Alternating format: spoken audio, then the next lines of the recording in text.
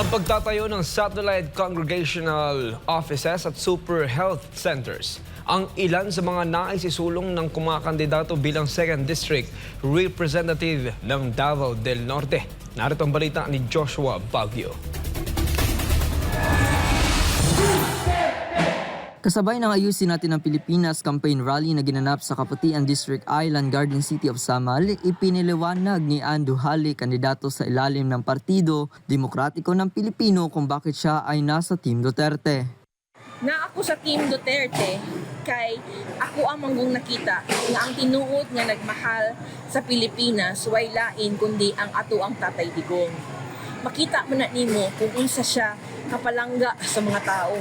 Naapod ko kay Team Duterte kay ang Team Duterte manggod nag-follow sa atong konstitusyon.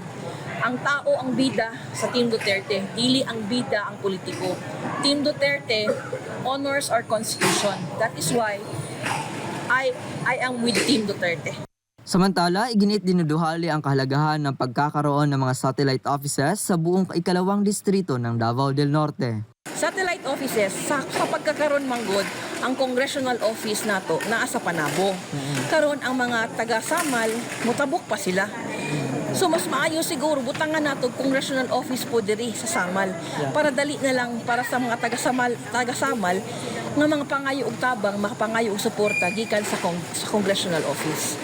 Bukod sa congressional satellite offices, plano din ni Duhali na magkaroon ng super health centers ang mga naturang tanggapan. Naamang ni si Senator Bongo kanang super health centers mao na iyahang proyekto. Hangyo nato nga katong super health center butangan pod attach atong congressional office satellite para inig adto dito naa na dayon doktor, naa na yung nurse, naa yung mga tambal mahatag. Matagaan dayon og immediate urgent response ang ilahang mga pangayo. Sa kabilang banda, hinimok din nito ang mga kababayan na iboto ang buong slate ng PDP laban upang maprotektahan si Vice President Inday Sara Duterte laban sa impeachment na aniya pawang pamumulitika lamang. Siyempre, we need to support PDP laban because we need to protect VP Inday Sara.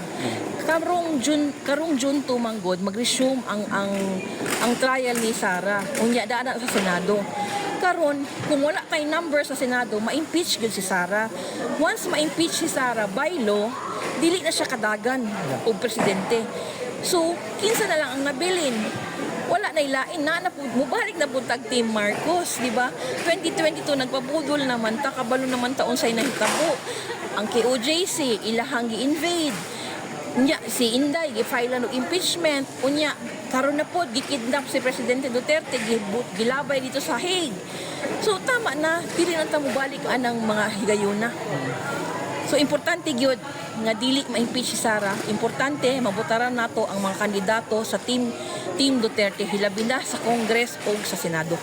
Inaasahan naman na mas iinit ang labanan sa politika dito sa Davao del Norte sa mga natitirang araw ng pangangampanya bago ang May 12 elections. Ako si Joshua Baguio, ang New Citizen Correspondent para sa Diyos at sa Pilipinas kung mahal.